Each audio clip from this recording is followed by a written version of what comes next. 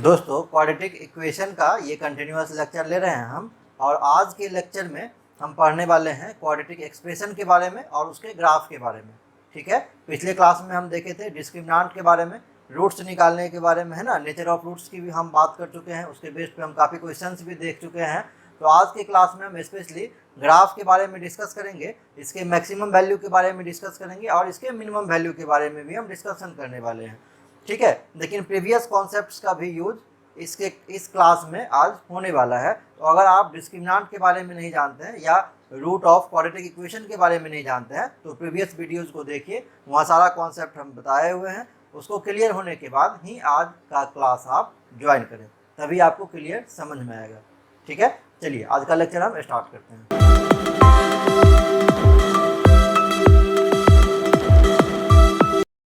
चलिए इसमें सबसे पहले हम लिखते हैं let a comma b comma c be real numbers, जहाँ पर ए का वैल्यू 0 नहीं होगा,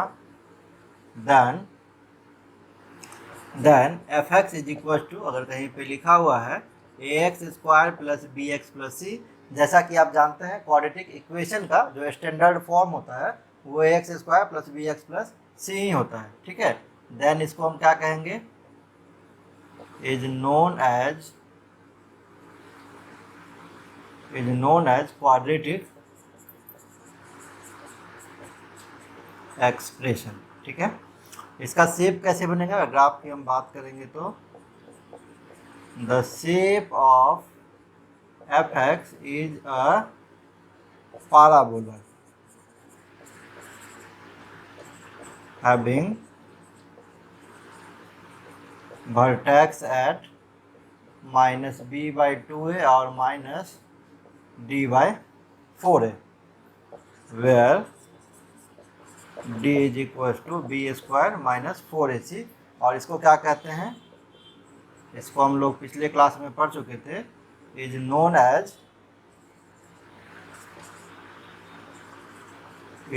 एज डिस्क्रिमिनेंट ऑफ द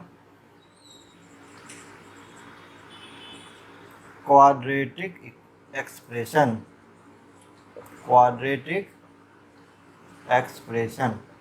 ठीक है, क्या लिखे हैं कि अगर ए बी सी ए तीन रियल नंबर मेरे पास दिया हुआ है जहां ए का वैल्यू नॉट इक्वल टू 0 होगा, देन इस केस में एफ एक्स बराबर a x square plus b x plus c, इसको हम लोग क्वाड्रेटिक एक्सप्रेशन कहते हैं। और आप पाराबोला के बारे में पढ़े होंगे, इसका इक्वेशन होता है Y square equal to plus minus 4ax और X square equal to plus minus 4ay, ये इक्वेशन होता है। तो ये जो मेरा क्वाड्रेटिक एक्सप्रेशन है ना, कुछ इसी फॉर्म पे सेट हो रहा है। ठीक है, तो हम इसीलिए लिखे हैं कि ये जो इसका शेप जो होगा एफ एक्स का वो कैसा होगा, तो पाराबोला होगा, और पाराबोला का वर्टेक्स -b/2a और -d/4a होगा। ठीक है, जहाँ पे ए और बी तो आप जानते हैं, ए क्या है, एक्स स्क्वायर का कॉफिशिएंट है, बी क्या है, एक्स का कॉफिशिएंट क्या है, और सी क्या है, कांस्टेंट नंबर है।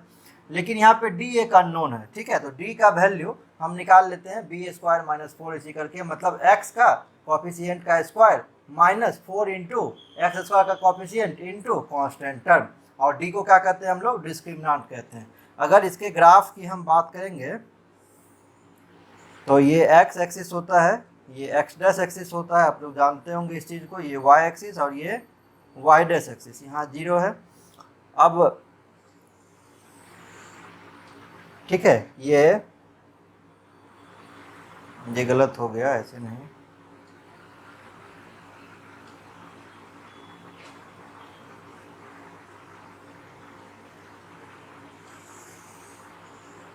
ये ऐसा कोई ग्राफ होगा, ये जो पॉइंट होगा ना आपका, ये पॉइंट होगा, तो ये पॉइंट का वैल्यू कितना होता है, -b/2a और -d/4a, और ये क्या होगा, मैक्सिमम पॉइंट होगा इस पाराबोला का। ठीक है, दूसरा क्या होगा, एक्चुअली दो कंडीशन होता है यहाँ पे, तो दो ग्राफ खींचना होगा, ये x है, ये x डैश है, ये y है और ये y डैश है। ठीक है, और ये बीच में आपका 0 है, ये जो कटिंग पॉइंट है ना, ये आपका अल्फा कॉमा 0 होगा, और x एक्सिस पे y कोऑर्डिनेट 0 होता है, इसीलिए हम 0 ले लिए हैं, और यहाँ पे क्या हो जाएगा, बीटा कॉमा 0 होगा। अल्फा बीटा क्या है, तो इस क्वाड्रेटिक इक्वेशन का रूट है। ये हम कब लेंगे, जब a का वैल्यू 0 से बड़ा होगा तब। ए का वैल्यू 0 कहने का मतलब 0 से बड़ा, एक्स स्क्वायर का जो कॉफिशिएंट है अगर 0 से बड़ा होगा देन पैराबोला ओपनिंग अपवर्ड्स होगा, और अगर ए का वैल्यू 0 से छोटा होगा देन जो पैराबोला होगा आपका वो डाउनवर्ड पैराबोला होगा, नीचे की तरफ वो खुलेगा मुंह, और इसका मैक्सिमम पॉइंट जो होगा वो आपका ये होगा जिसका वैल्यू कितना होगा, फिर अगेन वही -b/2a और -b/4a के इक्वल होगा। ये कटिंग पॉइंट कितना हो जाएगा, alpha comma beta, alpha comma 0, और ये कटिंग पॉइंट कितना हो जाएगा, बीटा कॉमा 0। आप कहिएगा कि सर ये एक्स निगेटिव में जा रहा है, ठीक है, तो आप माइनस अल्फा लिखिए, बट यहाँ पे अल्फा लिखे वो निगेटिव ही आपका निकलेगा जब आप निकालेंगे तो, ठीक है, इसीलिए माइनस अल्फा नहीं लिखे हैं, और ये बीटा कॉमा 0 हो गया। ये दो केसेस हैं, इतना आप नोट कर लीजिए। अब दो कंडीशन हम आपको बताएंगे कि जब ए का वैल्यू 0 से बड़ा होगा तो इस एक्सप्रेशन का वैल्यू क्या होगा, मिनिमम वैल्यू क्या होगा, मैक्सिमम वैल्यू क्या होगा, या ए 0 से छोटा होगा तो इसके लिए मिनिमम और मैक्सिमम वैल्यू आपका क्या होगा, ये हम आपको बताएंगे। सबसे पहले आप इसको नोट कर लीजिए। इसमें पहला जो कंडीशन है वो है फॉर ए ग्रेटर देन 0 के लिए।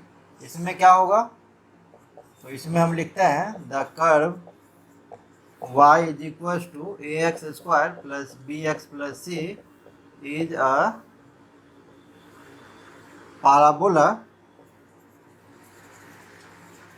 opening upwards, अपवर्ड्स मतलब ऊपर की तरफ पैराबोला खुल रहा था, आप ग्राफ देख रहे थे पीछे, ठीक है, अपवर्ड्स सच दैट, और इस केस में y मिनिमम का जो वैल्यू होगा वो कितना हो जाएगा, -d/4a, कहाँ पे होगा, तो x बराबर -b/2a पर। ये आप बस याद रखिएगा, ठीक है। अगर a 0 से बड़ा होगा, आप एक्स स्क्वायर का कॉफिशिएंट देख लीजिएगा, अगर 0 से बड़ा है तो उस केस में कहिएगा कि मिनिमम वैल्यू कितना होगा, -d/4a पर होगा, x के किस पॉइंट पर, तो -b/2a पर। एंड अगर आपसे पूछेगा कि y मैक्सिमम क्या होगा, तो y maximum tends to infinity होगा, क्योंकि ऊपर की तरफ खुल रहा है तो ऊपर कहाँ तक जा रहा है, अनडिफाइंड जा रहा है, इन्फिनाइट तक जा रहा है, और नीचे कहाँ तक जा रहा है, तो नीचे आपका इसी पॉइंट तक जा रहा है। x का वैल्यू ये है तो y का वैल्यू आप ये निकाल दीजिएगा, तो वो आपका मिनिमम वैल्यू हो जाएगा, क्लियर। इसी तरीके से फॉर a लेस देन 0 के लिए हम कह सकते हैं, तो ये क्या होगा, इसमें हम लिख सकते हैं the curve y is equals to ax square plus bx plus c is a parabola opening downwards, नीचे की तरफ खुलता है, downwards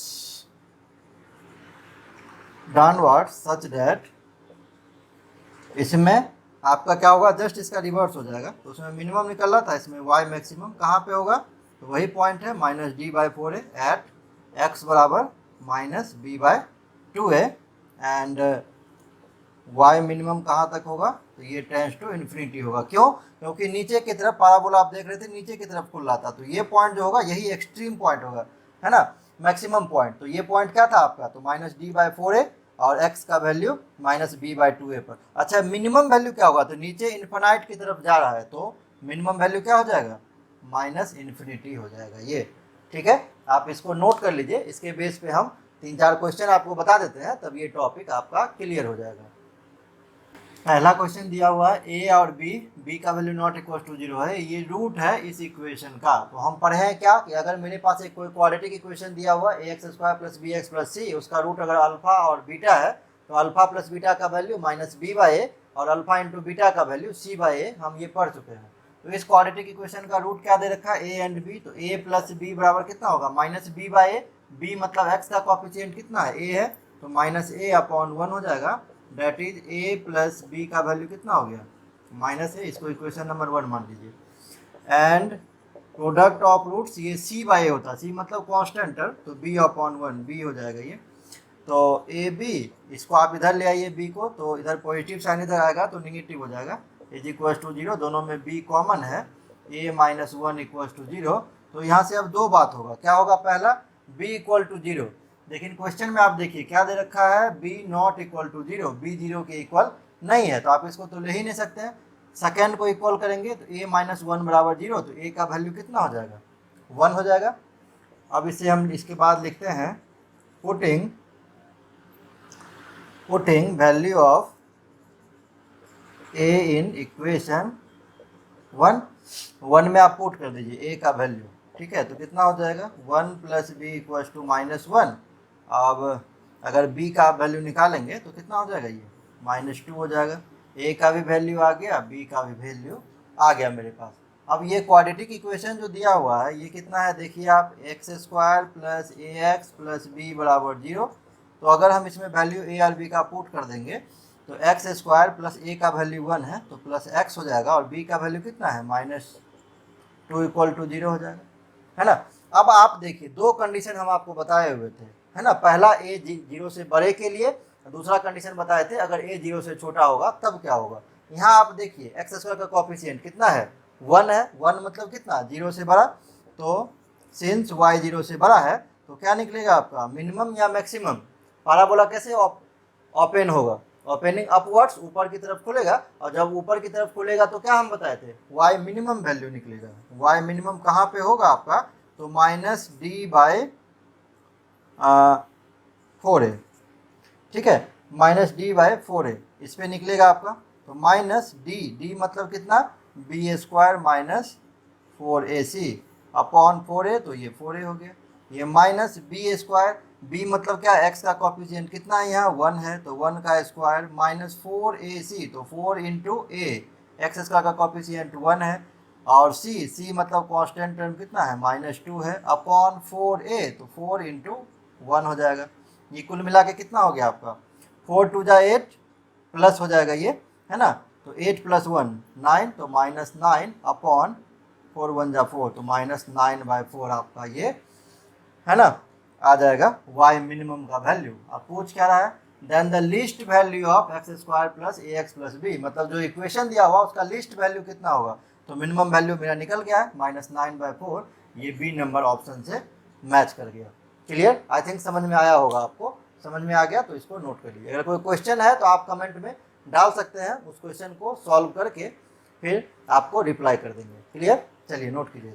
इस क्वेश्चन में क्या बोल रहा है, मिनिमम वैल्यू आपसे पूछ रहा है, तो x² का कॉफिशिएंट देखिए कितना है 2, a से बड़ा है।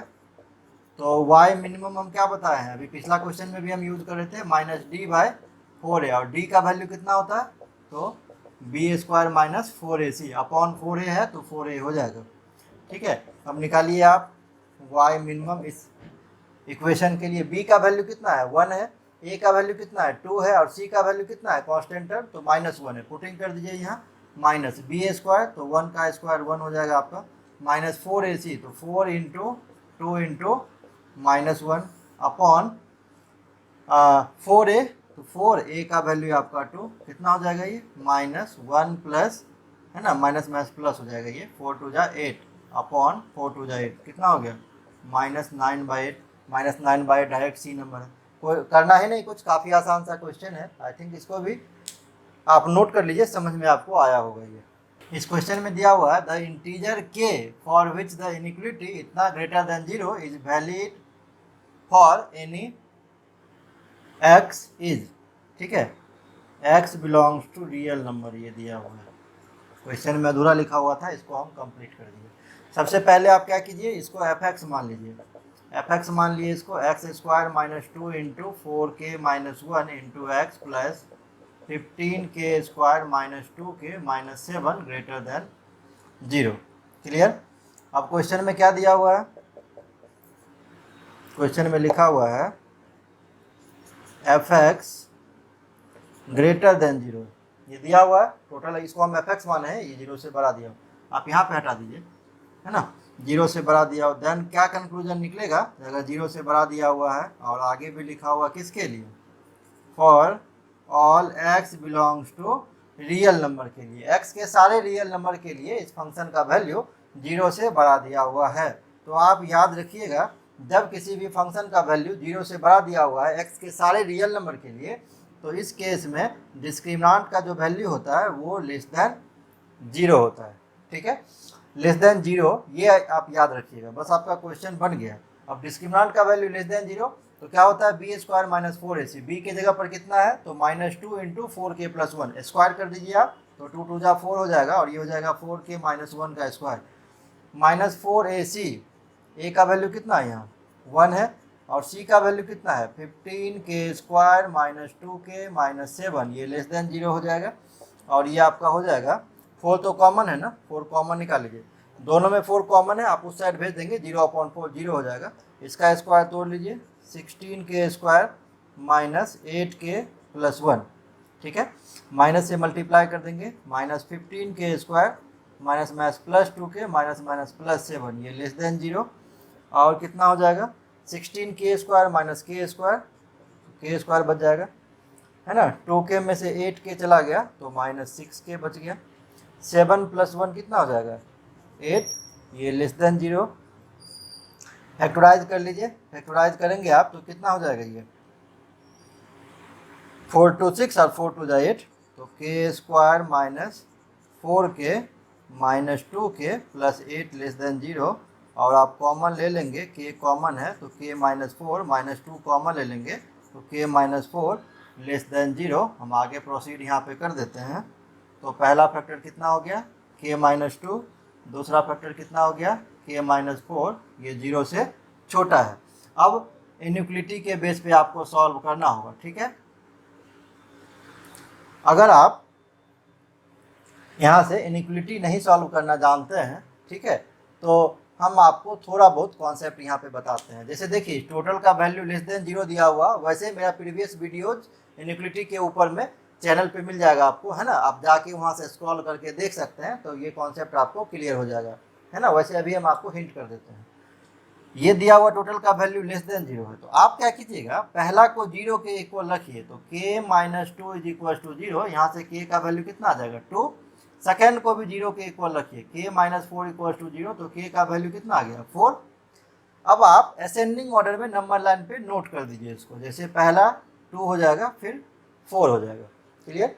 अब राइट साइड से आप शुरू करेंगे, राइट साइड से पॉजिटिव निगेटिव पॉजिटिव, अल्टरनेट में पॉजिटिव निगेटिव आप लिखते हुए चले जाएंगे, ठीक है। अब इस टोटल का value k minus 4 into k minus 2, इसका वैल्यू कह रहा है 0 से छोटा, 0 से छोटा मतलब कौन सा number negative number, negative number इस बीच में आ रहा है, तो आपका वैल्यू क्या हो जाएगा, ये k बिलोंग्स टू 2 से 4। आप कहिएगा सर ओपन इंटरवल क्यों डाले हैं, तो यहाँ पे इक्वल एग्जिस्ट नहीं कर रहा था, अगर इक्वल एग्जिस्ट करता तो हम यहाँ पे क्या करते क्लोज इंटरवल डाल देते। अब आप क्वेश्चन पढ़िए, the integer k for which the inequality इतना is valid for any x belongs to real number is. अब ये तो हम इंटरवल निकाल दिए, लेकिन इसमें एक नंबर पूछ रहा है, तो 2 से 4 के बीच में अगर हम ओपन इंटरवल लिख दे 2 से 4 के बीच में, तो इसका मतलब है सिर्फ इसके बीच का वैल्यू होगा, 2 और 4 नहीं होगा। और अगर यही हम क्लोज इंटरवल में 2 4 लिख देते तो इसका मतलब होता तो बीच का वैल्यू तो होगा ही होगा, साथ ही साथ ये दोनों बाउंड्री वैल्यूज भी होगा, तो ये 2 3 4 उस केस में होता। लेकिन अभी के केस में ओपन इंटरवल में 2 4 है, तो आंसर कितना हो जाएगा ओनली 3 आपका ऑप्शन नंबर बी है, ठीक है। ये क्वेश्चन अच्छा क्वेश्चन है, आप इसको नोट कर लीजिए, आई थिंक आपको समझ में आया होगा ये। नेक्स्ट क्वेश्चन दिया हुआ है, for all x² plus 2ax plus 10 minus 3a greater than 0। अब क्वाड्रेटिक इक्वेशन का वैल्यू ग्रेटर देन 0 है ना, x के रियल वैल्यूज के लिए, देन हम क्या बताए हैं कि डिस्क्रिमिनेंट जो होगा वो 0 से छोटा होगा। इस बात को अभी पिछले क्वेश्चन में हम यूज किए थे। तो d का वैल्यू कितना होता है b² माइनस 4ac, b की जगह पर कितना है यहाँ 2a है, तो ये कितना हो जाएगा 4a² b² हो गया, माइनस 4ac, तो 4 इंटू 10 माइनस 3 हो जाएगा, a का वैल्यू 1 है यहाँ पे, ये लेस देन 0। 4 कॉमन है, आप निकाल दीजिए कॉमन, तो कितना हो जाएगा a² plus 3a minus 10 less than 0। अब इसको फैक्टराइज कर दीजिए आप, तो कितना हो जाएगा ये a² plus 5a minus 2a minus 10, 0 से छोटा, a कॉमन है तो a प्लस 5 माइनस 2 कॉमन निकाल लीजिए, a plus 5 less than 0। I think आपको फैक्टराइज आ रहा होगा, अगर फैक्टराइज नहीं आता है तो आप सबसे पहले सीखिए उसको, ठीक है। ऐसे बोलिए अक्सर आप डायरेक्ट बता दिए, तो अगर छोटा छोटा चीज़ हम बताने लग जाएंगे तो काफ़ी टाइम लग जाएगा, ठीक है। तो आप ये छोटी छोटी बातें खुद ही सीख के रखिए, है ना। अगर फैक्टराइजेशन नहीं आता है तो सबसे पहले आप देखिए, बहुत सारे वीडियोज आपको मिल जाएंगे यूट्यूब के ऊपर में, है ना। 5 6 क्लास में, ये 7 क्लास में पढ़ाया जाता है फैक्टराइजेशन, ये आपको आना ही चाहिए, ये हम मान के चल रहे हैं। अगर नहीं आ रहा है आपको, सबसे पहले आप फैक्टराइजेशन सीखें, ये मेरी सलाह है आपको, ठीक है। चलिए देखिए, इधर इन्फिनिटी, इधर माइनस इन्फिनिटी। जब पहला फैक्टर को 0 के इक्वल करेंगे a-2 को, तो a का वैल्यू कितना आ जाएगा +2। सेकेंड फैक्टर को 0 के इक्वल करेंगे तो a का वैल्यू कितना आ जाएगा -5। पहले छोटा नंबर उसके बाद बड़ा नंबर, ऐसे लिखते हैं। राइट साइड से शुरू कीजिए, पॉजिटिव नेगेटिव पॉजिटिव। क्लियर। ये क्या कह रहा है, इस टोटल का वैल्यू 0 से छोटा है। 0 से छोटा मतलब कैसा नंबर, नेगेटिव नंबर, और नेगेटिव नंबर इस दोनों के बीच में है। आप इसको सेलेक्ट कर लीजिए।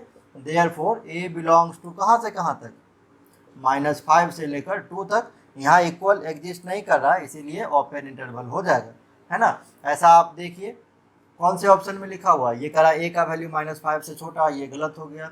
a का वैल्यू -5 से 2 तक, ठीक है, तो ये बी नंबर सही है। आप इसको ऐसे भी लिख सकते हैं, -5 से लेकर a का वैल्यू 2 तक, ये दोनों सेम ही बात है, तो ये भी आप लिख सकते हैं। ये आपका ऑप्शन सही हो गया, आप इसको नोट कर लीजिए, ठीक है। और चलते चलते मैं वीडियो अगर आपको अच्छा लग रहा है तो प्लीज़ चैनल को लाइक एंड सब्सक्राइब जरूर करके जाना, ठीक है। मिलते हैं नेक्स्ट वीडियो में, थैंक यू।